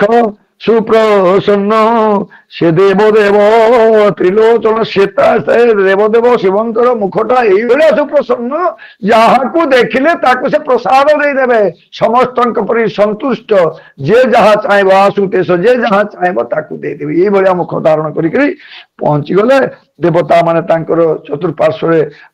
ସ୍ତବନ କରୁଛନ୍ତି ଉଭୟ ପାର୍ଶ୍ୱରେ ଦେବଗଣ ବିରାଜମାନ କରିଛନ୍ତି ଏହିପରି ସମୟରେ ତପ୍ତ କାଞ୍ଚନ ପ୍ରାୟ କାନ୍ତି ରତ୍ନ ସମୂହେ ବିରାଜନ୍ତି ସୁଗ୍ରୀବ କଣ୍ଠେ ସୁଶୋଭନ ସୁନୀଳ ପ୍ରଭାତି ଲୋଚନ ଏମନ୍ତ ସମୟକୁ ମୋରେ ଦେଖି ସାନନ୍ଦ ସୁଖ ଭରେ ଏଇଭଳିଆ ଦୃଶ୍ୟ এইটা ଦେଖିକିରି ଭଗବାନ ଶିବଙ୍କୁ ଦେଖିକିରି ସେମାନେ ମନ ମଧ୍ୟରେ ଗଦଗଦ ହେଇଛନ୍ତି ଇଏ ଶିବ ଶିବ ଶବ୍ଦର ଅର୍ଥ ହଉଛନ୍ତି ମଙ୍ଗଳମୟ ଶ୍ରେୟ ଶ୍ରେୟ ଶବ୍ଦର ଅର୍ଥ ବି ମଙ୍ଗଳମୟ ମଙ୍ଗଳ ହଉଛନ୍ତି ମଙ୍ଗଳ ଅର୍ଥ ହଉଛନ୍ତି ଶିବ ଶିବ କହିଲେ ମଙ୍ଗଳ ତେଣୁ ଇଏ ଉମା ମହେଶ୍ୱର ଯେତେବେଳେ ବିରାଜମାନ କରୁଛନ୍ତି ସେତେବେଳେ ଏମାନେ ଦେଖିକିରି ତାଙ୍କୁ ପ୍ରଣାମ କରୁଛନ୍ତି ପ୍ରଣାମ କଲା ପରେ ବର୍ତ୍ତମାନ କଣ କରୁଛନ୍ତି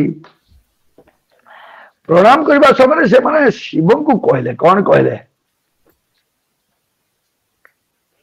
ସତ୍ୱରେ ଦଣ୍ଡବତ କଲେ ପ୍ରପନ୍ନ ରକ୍ଷଣ ବୋଇଲେ ପ୍ରପନ୍ନ ରକ୍ଷଣ ପ୍ରପନ୍ନ କହିଲେ ଯେ ଶରଣାଗତ ଯେ ଶିବଙ୍କର ଶରଣରେ ଆସେ ତାକୁ ସେ ରକ୍ଷା କରନ୍ତି ତେଣୁ କହିଲେ ପ୍ରପନ୍ନତା ତାକୁ କହିଲେ ପ୍ରପନ୍ନ ପାରିଜାତାୟ ସ୍ତୋତ୍ର ବେତ୍ରେକ ପାଣଏ ଧ୍ୟାନ ମୁଦ୍ରାୟ କୃଷ୍ଣାୟ ଗୀତାମୃତେ ଦୁହେର ନମ ପ୍ରପନ୍ନ କହିଲେ ଶରଣାଗତ ଯିଏ ଶରଣରେ ଆଗତ ହୋଇଥାଏ ତାକୁ ସିଏ କହିଲେ ପ୍ରପନ୍ନ ରକ୍ଷଣ ବୋଇଲେ ତ ଆପଣ ହଉଛନ୍ତି ଶରଣାଗତର ରକ୍ଷାକାରୀ ଯିଏ ଆପଣଙ୍କର ଶରଣରେ ଆସନ୍ତି ଆପଣ ତାଙ୍କୁ ଧର୍ମ ରକ୍ଷଣ ଈଶାନ ତ ପାରେ ନ ସେ ବି ଅଜ୍ଞାନ ବର୍ତ୍ତମାନ ସ୍ତୁତି କରୁଛନ୍ତି କଣ କରୁଛନ୍ତି ପ୍ରାଣ ବୃଜି ନ ଦୁଃଖା ନଳେ ଦଗ୍ଧ ସନ୍ତାପ ମହାକୁଳେ ପ୍ରାଣ ବୃଜିନ ଦୁଃଖା ନଳେ ବୃଜିନ କହିଲେ ପାପ ଇଏ ମଣିଷର ପ୍ରାଣ ଆମର ଦଶ ଭାଇଙ୍କର ପ୍ରାଣ ପାପ ରୂପକ ଦୁଃଖ ନଳରେ ସମ୍ପୂର୍ଣ୍ଣ ଭାବରେ ଦଗ୍ଧ ପୋଡିଯାଇଛି ଆମେ ପାପୀ ମହାପାପୀ ବଡ ପୂର୍ବ ଭାଗ୍ୟ ବଳେ ପ୍ରାରବ୍ଧ ବଳରେ ଆପଣଙ୍କର ଦର୍ଶନ ଲାଭ କରିଛୁ ଆପଣଙ୍କର ଦର୍ଶନରେ ନିଶ୍ଚିତ ଭାବରେ ଏଇ ପାପ ସବୁ ଦୂରୀଭୂତ ହେଇଯିବ ଏବଂ ଦାରାତ ନୟ ସ୍ନେହ ଯୋଡି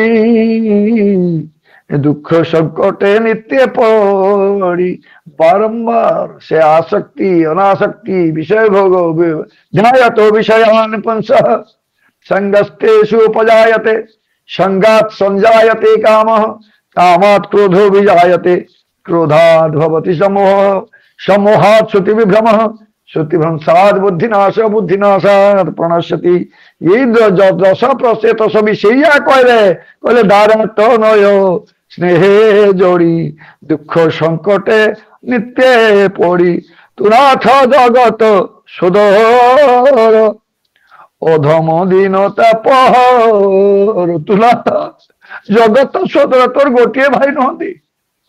ये समग्र जगत ये सचराचर पृथ्वी ये चतुर्दश ब्रह्मांड जिते जीव समस्ते होचंती तोर सोदर स उदर सोदर गोटे मार पेटरू जन्म ग्रहण करथाय जे ताकू कहा जाय सोदर तेणु तू समस्तंकर सोदर समस्ते तोर आज्ञा हो धर्मार्थ काम मुख्य धर्म अर्थ काम नुह मुख्य भी तोते कौन मागिबो बालमती छोट शिशु आम जानिनु किसी केवल गोटे मागुच धर्मा दे धर्मार्थ काम मुख्य द्वार यही कथा ही मागुचु ए आज्ञा हेउ प्रभु तोर हे प्रभु आपण यही मात्र आज्ञा दियंतु जेमिति कि धर्म अर्थ काम एवं मोक्ष यही मोक्षर द्वारटा हमको दे दियंतु अर्थात आमे एटा केमती विश्व मुक्ति केमती लाभ करिबो पिता हमको जो उद्देश्य पठे से उद्देश्य पालित केमती हम ସେଇ କଥାଟା ଆମକୁ କୁହନ୍ତୁ। ତା ବ୍ୟତୀତ ଆମର କୌଣସି ଅନ୍ୟ ବରର ଆବଶ୍ୟକତା ନାଇଁ। ଶୁଣି ସାନନ୍ଦେ ଉମାକାନ୍ତ ପ୍ରସନ୍ନ କହନ୍ତି ଉଦନ୍ତ। ବର୍ତ୍ତମାନ ଉମାକାନ୍ତ ଶିବ ବଡ ପ୍ରସନ୍ନ ହେଇଗଲେ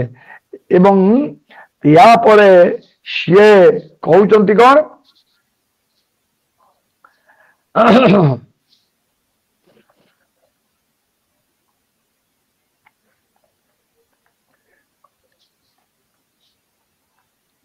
इदं विविक्तं जप्तव्यं पवित्रं मंगलम परम निःश्रियसकरं चापि श्रेयतां तद ददामि ब। এইটা সে কইলে, হে পুত্রে শুণ অম উত্তর হরি ভকতে প্রিয় মোর। ସବୁ ଅସଲ କଥା କହିଦେଲେ। ଶୁଣ, ଯେଉଁମାନେ ଭଗବାନ ବିଷ୍ଣୁଙ୍କର ଭକ୍ତ ସେମାନେ ହଉଛନ୍ତି ମୋର ପ୍ରିୟ। ୟା ପୂର୍ବରୁ ଭଗବାନ ବି କହିଛନ୍ତି, ନାରଦଙ୍କୁ କହିଛନ୍ତି ରାମଚନ୍ଦ୍ର। ନାରଦ ଯେତେବେଳେ କହିଲେ ପ୍ରଭୁ ଆପଣଙ୍କୁ ଅଭିଶାପ ଦେଲି, ଏଥିରୁ ମୁକ୍ତି କେମିତି ଲାଭ କରିବି, ଏ ପାପ ମୋର ଦୂରୀଭୂତ କେମିତି ହବ? କଣ କହିଲେ ରାମଚନ୍ଦ୍ର? ବୋଲେ ଯାଅ ଶିବଙ୍କର ଶତନାମ ଜପ କର। ଶିବଙ୍କର ଶତନାମ ଜପ କଲେ ତମର ସେ ପାପଟା ଦୂରୀଭୂତ ହେଇଯିବ। এইটি শিব কହୁଛନ୍ତି 10% କଣ କହିଲେ? ହେ ପୁତ୍ରେ ଶୁଣ ମୋ ଉତ୍ତର ହରି ଭକତେ ପ୍ରିୟ ମୋର ତାଙ୍କ ଭକତ ଯେତେ ଜନ ସେ ମୋର ଅଟନ୍ତି ଜୀବନ। ହରିଙ୍କର ଭକ୍ତ ଯେତେ ସେମାନେ ମୋର ପ୍ରାଣ, ମୋର ଜୀବନ। যে পুণ্য করে নিরন্তরে অশেষ পুণ্য কর্ম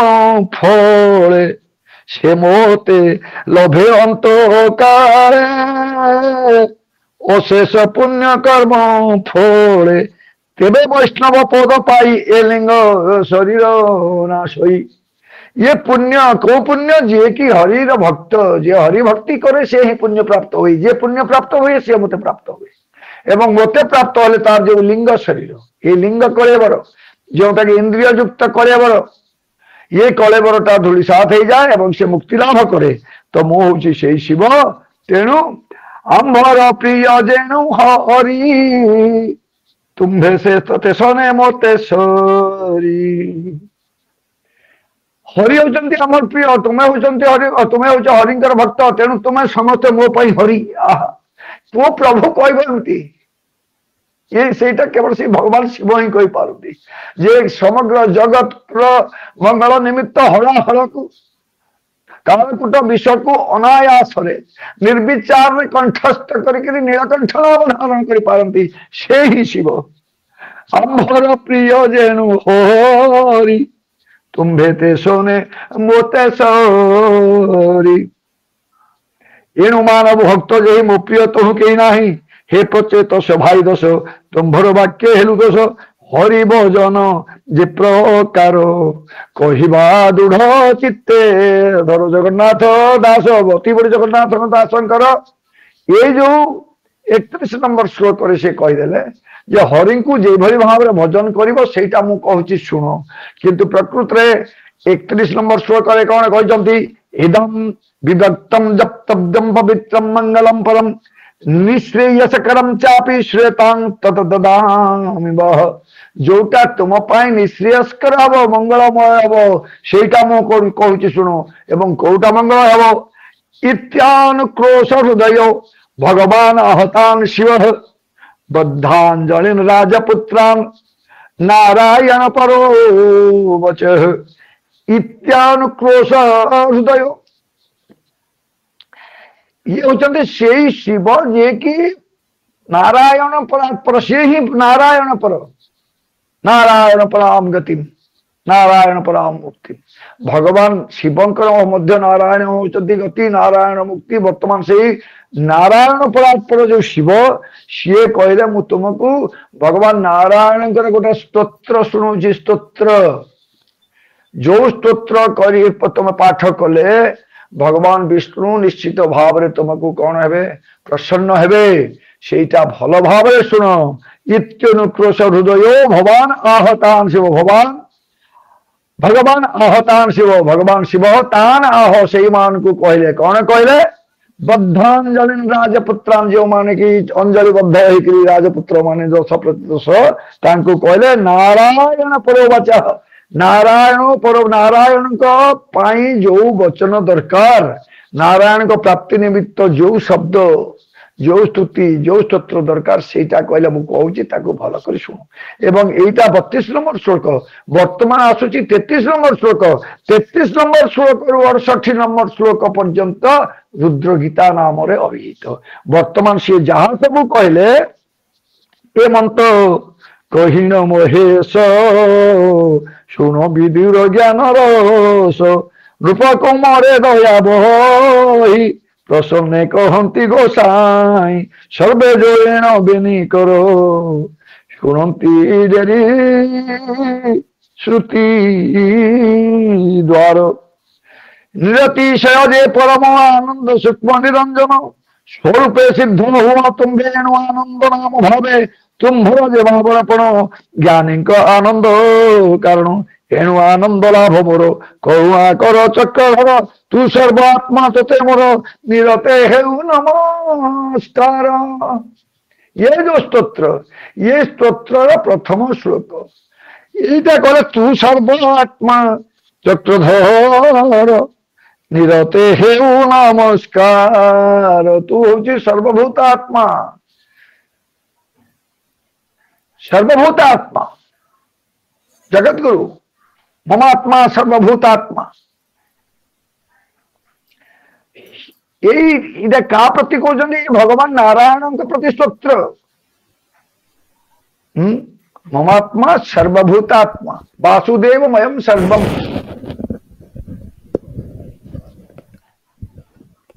बहुनाम जन्मनाम अंते ज्ञानवान माम प्रपद्यते वासुदेवम सर्वमिति स महात्मा सुदुर्लभ। एटा भगवान गीतारे कहते ये आज शिव कहते 10%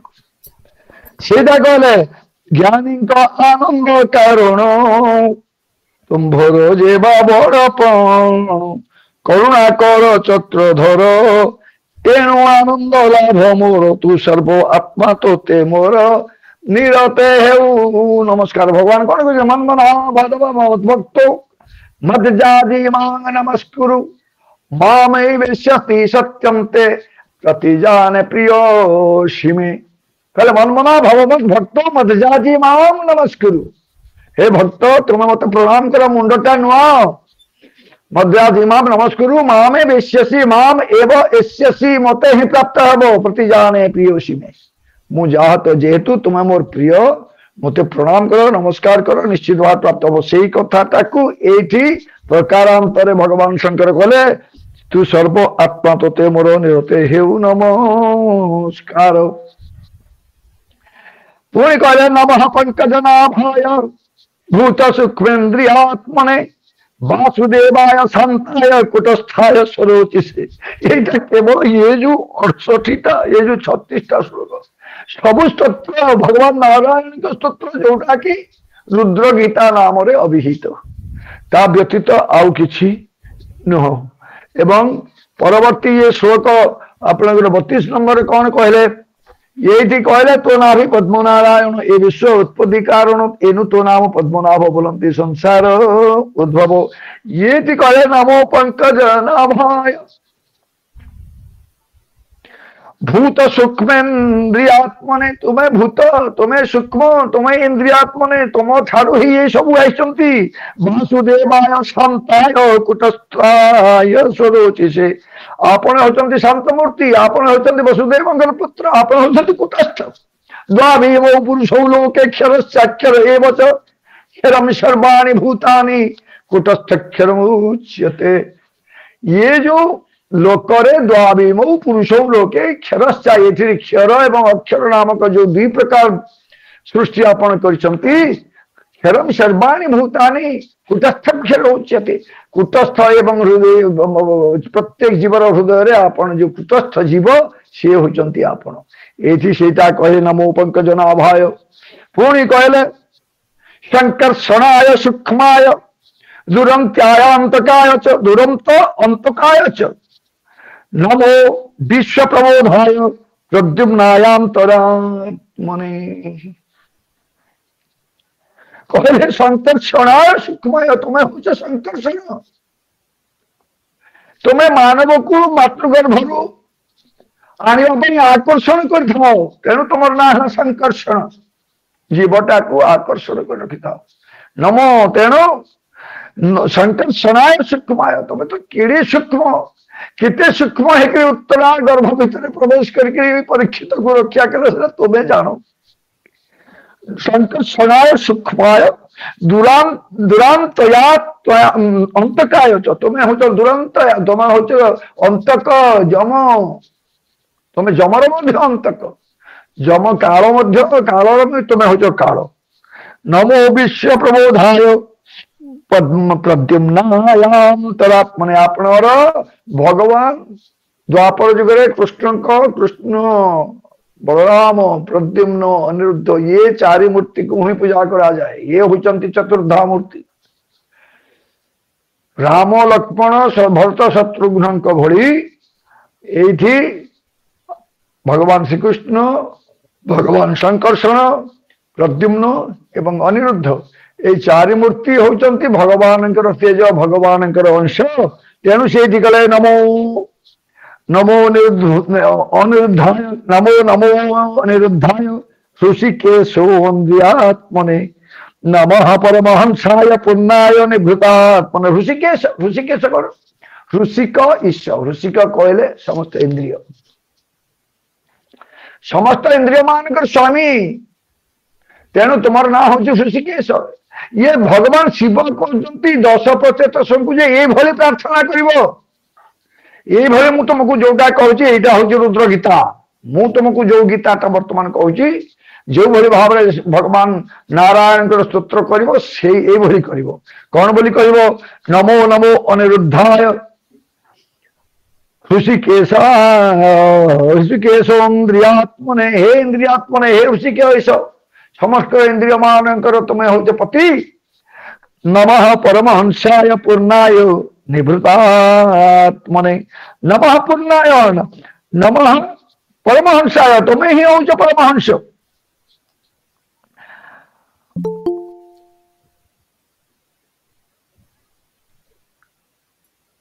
पूर्णाय निभृतात् पूर्णमदः पूर्णमिदं पूर्णात् पूर्णमुदच्यते पूर्णाय तुम्हें हूँ पूर्ण तुम्हें ही सब पूर्णमदः पूर्णमिदं पूर्णात् पूर्णमुदच्यते पूर्णस्य पूर्णमादाय पूर्णम एव अवशिष्यते तेणु पूर्णमेव अवशिष्यते तेणु तुम्हें हूँ से नमो परमहंसाय तुम्हें हूँ परमहंस तुम्हें हूँ परमहंस तुम्हें हूँ परम ब्रह्म भगवान नारायण के प्रति ये स्तोत्र हे पूर्ण हे निवृत्तात्मने ये सब भाव से वर्तमान ये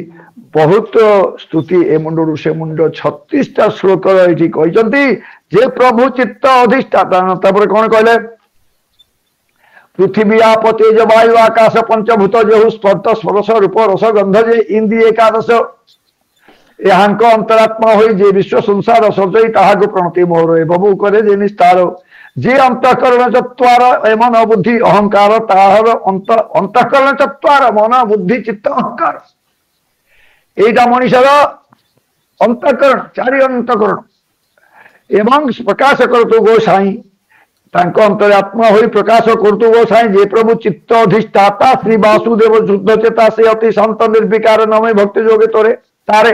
यही भाया पूजा कर पुणी से सृष्टि जो तत्व से आसीगला केमती आसला पृथ्वी आप तेज वायु आकाश पंचभूत जो पंचभूत शब्द स्पर्श पंच तन्मात्रा इंद्रिय एकादश पंच आप कर्मेन्द्रिय 5 ज्ञानेन्द्रिय 5 10 मन होगा इंद्रिय रजा एकादश तांको प्रणति से विश्व संसार सदे यही मान को आप ये जो 21 तत्व ता सहित चित्त बुद्धि अहंकार 21 26 ये तत्व को धारण करी आपण ही सृष्टि सर्जना करती आपण को प्रणाम ये सबू कथा आपण आमे सबू प्रभु कथा केवल ये कहवा लोक अलगा भाषा अलगा तेणु प्रकाश गुटु गोसाई जे प्रभु चित्त अधिष्ठाता से वासुदेव शुद्ध चित्ता से अति सात एटी कहले नमय भक्ति जोगे तारे पुणी कहले अधिष्ठ अहंकार जेहु शंकर शरण महाबाहु से जे अनंत सूक्ष्ममय मोर प्रणाम तांको पाए जे प्रभु बुद्धि अधिष्ठाता प्रद्युम्न रूपे विचारंता प्रद्युम्न होचंती बुद्धिर अधिष्ठाता बोली कहले एवं अहंकार अधिष्ठाता होचंती भगवान शंकरषण बलराम को बोली कहले से विश्व प्रबोध करते से प्रभु मत पादे मो प्रणति तांको प्रसादे मो ज्ञान दक्षिण भैव दहन इंद्रिय अधिपचे मन तांकर अधिष्ठाता नाम से अनिरुद्ध जे ईश्वर कर संसार निस्तार इंद्रिय मानकर अधिष्ठाता एटा आम आगे आलोचना करिजे जेतबेले सृष्टि सर्जना कले भगवान प्रकृति त्रिगुणमय प्रकृति उपर तांकर दृष्टि पड़ला अहंकार जात है अहंकार आपण जो रज तम सत्य रज तम ये तीन गुण प्रथमे आपणर सत्य है मन एवं इंद्रिय मानकर अधिष्ठातृ देवता मान जन्म ग्रहण कले रजरे कर्मेन्द्रिय एवं ज्ञानेन्द्रिय दस्ता जन्म हेले तमसा तम गुण रु ज्ञान हेले पंच तन्मात्रा पुणी से पंच तन्मात्रा रु शब्द स्पर्श रूप रस गंध रु आपण से आकाश वायु पंचभूत हेले से पंचभूत आसीगले एवं एपरी भाव आसिक समस्त आपणर विभिन्न ये जो इंद्रिय मान अधिष्ठाता मनर अधिष्ठातृ देव हेले चंद्र जो अपना विभिन्न इंद्रिय मान भिन्न भिन्न अधिष्ठातृ देवता अच्छा से देवता माने परस्पर कथबार्ता भगवान को प्रार्थना कले जे आम सब अलग अलग होपार भितर भगवान प्रवेश कले एवं भितर भगवान प्रवेश कला परे से माने शक्तिमंत हेले एवं पुणी से पंचीकृत एवं अपंचीकृत आपण जानी सबू पंचीकृत पंचभूत अपंचीकृत पंचभूत पंचीकृत कौन अपंचीकृत कौन से आलोचना करते पंचीकृत पंचभूत अपंचीकृत पंचभूत प्रथम माने अलगा अलगा कीर्ति आप तेज व्योम मरुत ये माने अलगा अलगा होते अपंचीकृत किंतु भल भाव देखा गले आप गत अध्याय आम पढ़ी पृथुंकर जीवनटा केमती से प्राणटा को केमती सृष्टिर महत्त्व से केमती रखले प्रथम महत्त्व ये सब आई जमती पंचभूतर आकाश सहित आकाश रे बाकी चारिटार किछि अंश अच्छी वायु रे अन्य चारिटा अंश मध्य रही आप तेज अन्य चारिटी किसी अंश मिशी शीत आप तेज व्योम क्षिति आप तेज माटी क्षिति अन्य चारिटी मिशी तेणु मृत्यु हो गला जिते मनीष को पोड़े दि जाए अग्नि रे समर्पण कर दिया जाए से आपनर गंधटा जाए मिसी जाए गंध मिसी जाए आप क्षिति आप तेज रूप शब्द स्पर्श रूप रस गंध गंध रस मिसी जाए पुणी रस जो से अग्निटा पुणी रस जाकि शब्द स्पर्श रूप तेज रे मिसी जाए तेज शब्द स्पर्श तेजटा पुणी जाकि कौन हुए रूप शब्द स्पर्श जोटा कि वायु वायु रे मिसी जाए पुणी वायु जिनस जाकि आकाश रे मिसी जाए से पंचभूत विलीन हो जाए सेटा खाली से विलीन हुए से आकाश जाकि पुणी मिसी जाए आप जार सत्व रज तम गुण अनुजाई जी जार गुण मिसी जाती महत्त्व अहंकार मिसी जाती अहंकार महत्त्व मिसिक प्रकृति में मिसिक पुणी जाकि भगवान विलीन हो जाती से कथाटा ये पुणी बारंबार बारंबार ये सृष्टि सर्जना तत्व ये भगवान शिव रुद्र गीता मध्यम अति बड़ी जगन्नाथ दासंकर लिखन कहते एवं अनिरुद्ध को इंद्रिय मानकर अधिष्ठातृ देवता देवता बोलिक विचार कर पुणी कौन कहले जे अग्निरूपी भगवान यज्ञादि जहाँ साधन प्रवृत्ति निवृत्ति जे करी से हरि संसारे बिहरी से हरि संसारे बिहरी प्रवृत्ति एवं निवृत्ति कथा मनीष क्यों प्रवृत्त एवं क्यों निवृत्त हम मनुष्यर प्रवृत्त क्यों हम निवृत्त क्यों हम सबू हूँ तू तू चाहे प्रवृत्ति आसब तू चाहे निवृत्ति आसब यही कथाटा से भगवान शिव या आगे नमः ऊर्जा ईशे त्रया पटये यज्ञ से तृप्तिदाय च दीवानां नमः सर्वसात्मने सर्वसत्वात्मदेहाय विशेषाय स्थवीयसे नमस्त्रैलोक्यपालाय सह ओजो बलाय च अर्थालिंगाय नमस्ते नभसे नमोऽन्तर्बहिरात्मने नमः पुण्याय लोकाय अमुषैर्भूमिरवर्चसे प्रवृत्ताय निवृत्त्याय पितृदेवाय कर्मणे नमो अधर्म विपाकाय मृत्यवे दुखदाय च तुम अधर्म विपाक तुम अधर्म को नष्ट कर तुम शक्ति अच्छी मृत्यवे दुखदाय च जो मृत्यु से मृत्युर मध्य तुम हो मृत्यु नमस्ते आशीष मीश मनवे कारणात्मने नमो धर्माय बृहते कृष्णाय कुंठ वेधसे पुरुषाय पुराणाय सांख्याय योगेश्वराय च तुम्हें हो पुरुष पुराण तुम्हें हो सांख्य तुम्हें हो योगेश्वर तुम्हें हो धर्म कृष्णाय अकुंठ मेधसे नमस्ते आशीष नाम नमस्ते आशीष आशीष मनवे कारणात्मने आप ही कर्ता करण ये तीनों शक्तियों के एकमात्र आश्रय है। आप ही अहंकार के अधिष्ठाता रुद्र है। आप ही ज्ञान और क्रिया स्वरूप है। आपसे ही परा पश्यंती मध्यमा और बेखरी 4 प्रकार की वर्णों की अभिव्यक्ति है होता है। आपको नमस्कार है। ये केवल भगवान विष्णु को स्तोत्र व्यतीत किसी भगवान विष्णु को यही स्तोत्र माध्यम ही संतुष्ट करा जाई पारे जोटा कि रुद्र गीता भगवान शिवंकर स्वमुखरु सेटा स्ना जा गीता मुख पद्मात् विनिश्रुता जा स्वयं पद्मनाभस्य मुख पद्मात् विनिश्रुता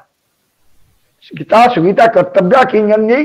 शास्त्र विस्तृत किंतु आज ये रुद्र गीता जा स्वयं शंकर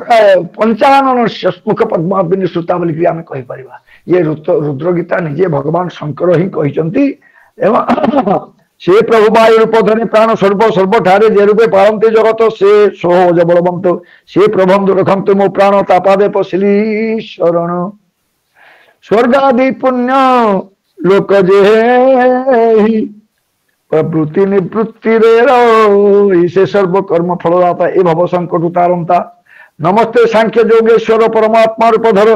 से देव रुद्र पादे मोर प्रणति तुम्हें रुद्र रुद्र कहते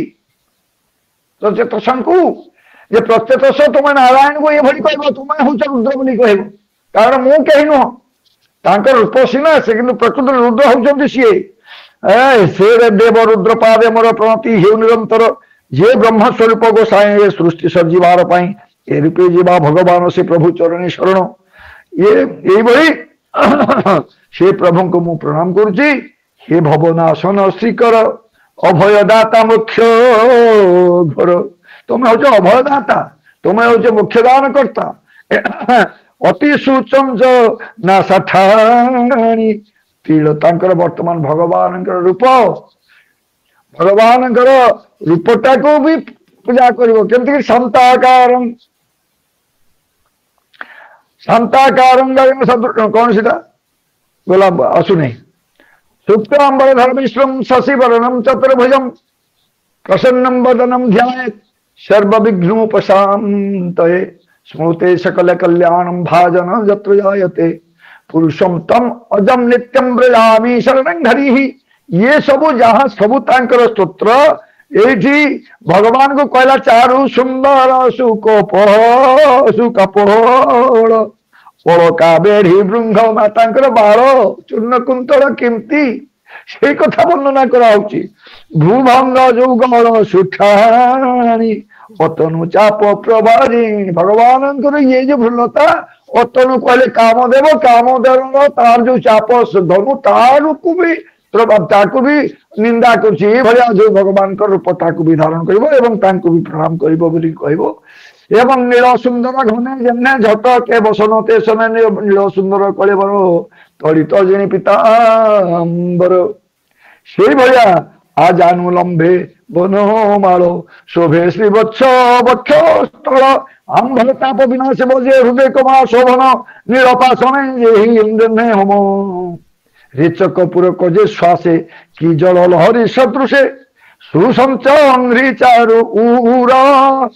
जगन जानू शोभा सुसंच अंघ्रि अंघ्रि कहले पाद आपणकर पाद सुसंच जघन जानू शोभा कर आपणकर जो रंभा वृक्ष प्राय जानू माने भगवान रूप वर्णना से भगवान रूपटा को वर्णना करी प्रणाम करिवो एमती सबू उलट रंभा को से जिनी उरु जुगल शोभा श्रेणी से जैसे अंघ्रि दर्शन पाई प्रपन्न भय भय नाही एमंत रूप प्रकाशिव आम्भ संशय विनाशिव तू गुरु रूपे नारायण मूल अज्ञानी का कारण सकल देहे तू दुर्लभ भकते हेउ तू सुलभ एमती जे तुम चरणे भोजिला से काल भय निवारी हे प्रभु विष्णु आपण को चरण को जी आश्रय कला से काल को मध्य हटई देला काल को मध्य पराजित कला ये बढ़िया तांकर स्तुति करिवो एवं भ्रुकुटी कुटिल प्रकाश तक्षणे संसार विनाशे आपण जदि भ्रुकुटी कुटिके कुटिल कर देबे आपण हो महारुद्र जे काल अति भयंकर तार सेवक से किंकर जे काल अति भयंकर तोर सेवक से किंकर प्रभु जो काल हूँ मृत्यु से मृत्यु हूँ तोर सेवक से किंकर आपणकर जी भक्त से भक्तर किंकर हूँ मृत्यु तेणु से भाया प्रभु आमको रक्षा कर आम आपंकर पादे प्रणाम एवं तक्षणे संसार विनाश अच्छा क्षणे निमिषे जो नर एणु भक्त संगे तोर से संगु जेबा सुख वही स्वर्ग अपवर्ग सब बड़ सुंदर कथा आम जे क्षणे निमिषे लबेले से जे जन साधु संगे बसे बोली जानी एठी शिव कहते देख कह भगवान को कौन बोली कह एणु भक्त संगे तोर क्षणे निमिषे जो नर से संगु जेबा सुख होई स्वर्गाप वर्ग समान हे प्रभु आपंकर भक्तर टिके मात्र संग स्वर्गाप भोग स्वर्ग अपवर्ग स्वर्ग सुख ठारू स्वर्ग सुख मध्य आपंकर भक्तर टिके लबे लेसे क्षणे जो साथी जार संग मिल ता सहित समान नुहे एवं सेटा यही कथा कहब ए मत भोग तुच्छमणि तो भक्त संगे जेते प्राणी तोर भो कत संगे जेबे जे क्षणे बसे शुद्ध भावे पवित्र होए तत्क्षणे जन्म जन्म मरण निवारण प्रभु तो भक्त सहित ये क्षणे मात्र बसी जाए अरे दी घंटा बसुचे तो भक्त सहित आम समस्ते गोटे घंटा नुह गोटे क्षण गोटे निमिष गोटे लव नुह 2 घंटा 6:30 ना भी 6:45 आरंभ कर 9टा 9:30 पर्यंत तो बसुचु आमको कौन गति ना निश्चित भाव गति अच्छी एवं सी कहले ये क्षण बसे शुद्ध भाव पवित्र हुए तो क्षण जन्म मरण निवारण नहीं सुसाधु जनक संगत जे प्राणी करे अभिरत से जे तुम भर कृपा पाई माया पटल निश्चरई माया स्पोर सजार नाही जानिबो ब्रह्म रूप से ही जे अंत विकार विहीन से जान तत्व ज्ञान कौन गोटे तत्व बोलिक गोटे 2टा अक्षरिया शब्द को बारंबार तत्व तत्व समस्ते कहते तत्वटा कौन कि तत्व कहले जे अंत विकार विहीन से जान तत्व ज्ञान जार हृदय कौन सी प्रकार विकार विकार कौन कहले विकार कौन कौन सी विकार हिंसा नहीं द्वेष नहीं ईर्षा नहीं मोह नहीं मत्सर्य नहीं आशा नहीं निराशा नहीं क्षुधा नहीं तृषा नहीं इच्छा नहीं अनिच्छा भी नहीं सेटा एटा जे जानछि से ही तत्वज्ञानी सेटा होछि तत्व से ही जान तत्वज्ञान निर्गुणे सगुण बोलंती क्रियाकलाप जोगी चिंती कालांते शयन कौन गला तो मोर शक्ति गुप्ते थिला पुणी आसीगला सृष्टि तत्व तुम्हार शक्ति गुप्ते थिला कालांते शयन उठिला से शक्ति तोर आज्ञा भावे सत्वादि भेद कला तेबे तहम होत अहंकार जलाग्निया संगार समीर जहाँ कहूली से सब पुणी पुणी आसला ये भगवान दृश्य नथिला कि दृष्टा नथिले आखि को किसी दिशु नथिला नाकर भी कौन बासना जाऊ नथिला जो इच्छा है मु सृष्टि करी से आखिटा फिटिगला आखि फिटिगला आकाशटा दिशीगला जिते मन भर कौन है ना आशारू पवन बहिला एमती से कथा सब से शक्ति तोर आज्ञा भावे सत्वादि भेद कला तेरे तह महत अहंकार प्रथम महत्व तहरु अहंकार तहरु ता सहित सत्व गुण रज यहीटा मिसिकी से समय कही मन एवं अधिष्ठातृ देवता से कर्मेन्द्रिय ज्ञान इंद्रिय पंचतर मात्रा इत्यादि से रूप रस गंध पंचतर मात्रा से आकाश कि ताप तेज व्योम मरुत पंचभूत इत्यादि एवं जन्मिले ए तह बहुत अहंकार जलाग्नि आकाश समीर भूदेव ऋषि सर्वभूते जन्मिले नाना देते यहीटा कौन आमको कहते यही कथा कहवा भगवान को बोली कहते ये 10% ये सबू भगवान नारायण को समर्पण करा आपण करटा हूँ मु जो कहूँ से गीता माया जे 4 प्रकार से तत्व संचरिला पुर निर्मित कले भगवान जे प्रभु जगत जीवन जेने आकाश मेघ पंक्ति पवने नाना दिगे जानती नियंता पुरुष हुईला मायारु सर्जना से कला भूतम को भूतरे चालती जेने आकाश भगपंती आपण मायारु सर्जना से कला नियंता पुरुष हुईला ये जहा सबू माया आपण को जो योग शक्ति से माया शक्ति टाकू आपण हाथ में सांगे धरिक बुलूंट से त्रिगुणमयी माया तेणु मायाटा आपणकर जो सी होती आपणकर भृत्या आपणर शक्ति योग माया तेणु ताकू धरिक आपण सर्जना कर नियंता पुरुष बोलिक समस्त को बोलाउंट भूतम को भूतरे चालती जेने आकाश मगपंती भूतम को भूतरे चालती भूत कौन ये पंच महाभूतम को भूतरे चालती अच्छा मेघ पंक्ति केमती है आकाश गोटे महाभूत वायु भी गोटे महाभूत महाभूत आकाश मेघ को ठेली दिए किए वायु तेणु गोटे महाभूत आउ गोटे महाभूत जाकि प्रवेश करके चालना करे से भाया आपण भूतम को भूतरे चालती जेने आकाश मेघपंती पवने नागा दिगे जानती ए जीवे भूते संचरती एमती ए जीव कर्म हो मत लोभे विषय दे चित्त तू हे अप्रवत्त शीतक्षण जीव विनाशी क्षुधा अनले ओष्ट अहि चातीर्ण मूषा जने खाई क्षुधा अनले ओष्ट अहि क्षुधा अनले ओष्ट अहि क्षुधा रूप जिते क्षुधा क्षुधाटा हूँ अनल ये जो ओष्ट मनुष्यर ओष्ट जो प्रचंड क्षुधा आसुता है मनुष्य कौन करे कौन खाबी कौन कहबी बोल जीवटा को ओठरे लगे देता है क्षुधा अनले जन्हे ओष्ट अहि चाटीण मूषा जन्हे खाई चाटीण अहि अहि कहले हूँ सर्प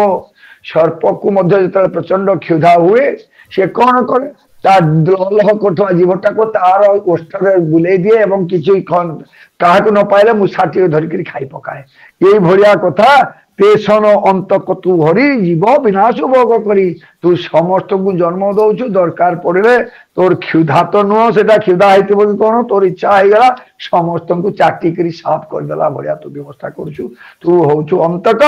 तू माया भोगे जीव बस एघे तू काल पुरुष उत्पत्ति तो पादे बिनु नर हरि उत्पत्ति न पारु जे कोरी आंधे ब्रह्मा दीजा चरणे सेबु से सृष्टिर कारण तो पाद बिनु नर हरि उत्पत्ति न पारु जे करी एणुए मनु चतुर्दश तो पादे भजे हृषि केश अनेक सृष्टि की सृजती अंते तो शरीर पशंती सेटा पुणी आपण जो अधिष्ठातृ देवता मानकर कथा कहला से माने एका एका किछि करि पारले नहीं समस्ते समस्त भगवान समस्त हृदय विराजमान कले समस्त देह शक्ति रूप में प्रवेश कले से माने सृष्टि कले से कथाटा तुम सब समस्ते कह तो पादे भजे ऋषिकेश से ब्रह्मा मध्य निजे पाइलानी चतुर्दश मुनि मध्य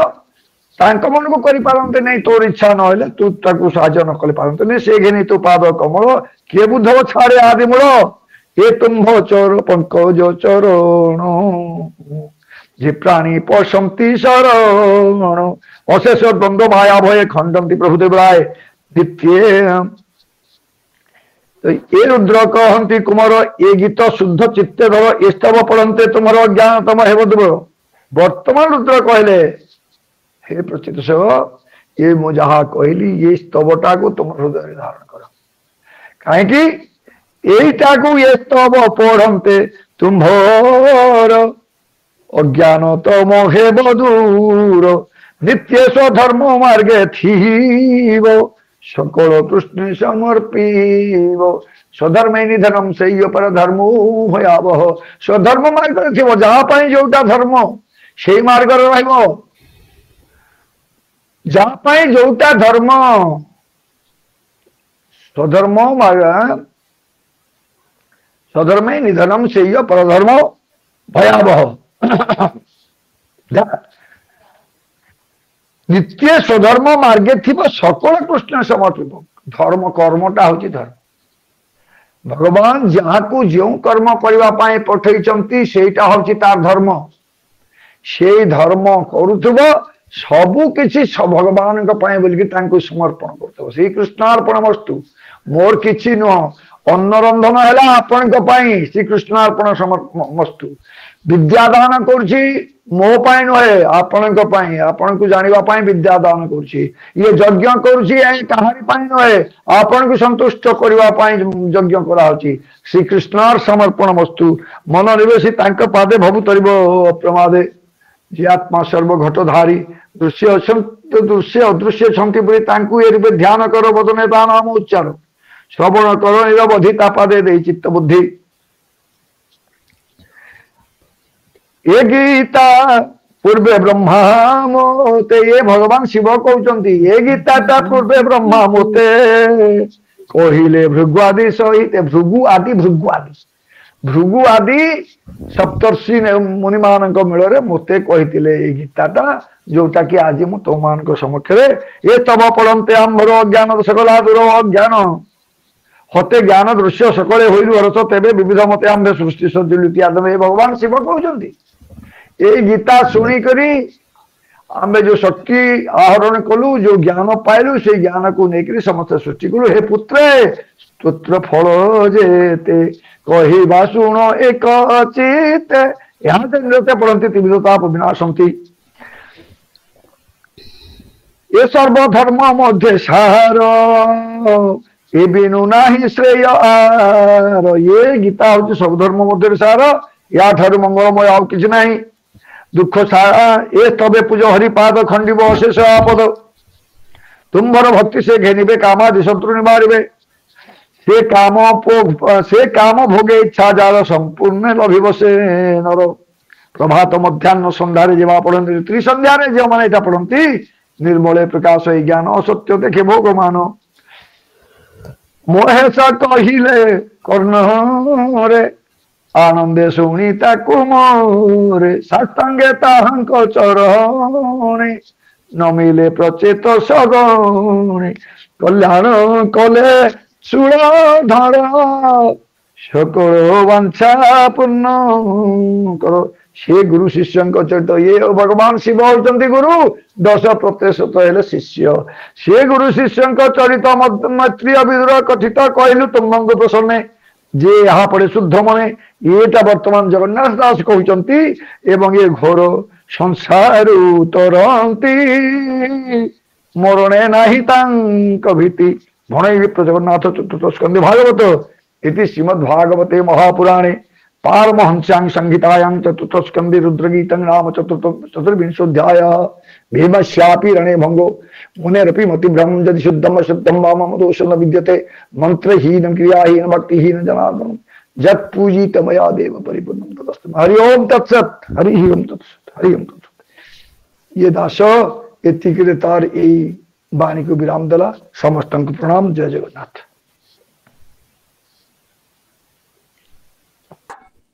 सतरे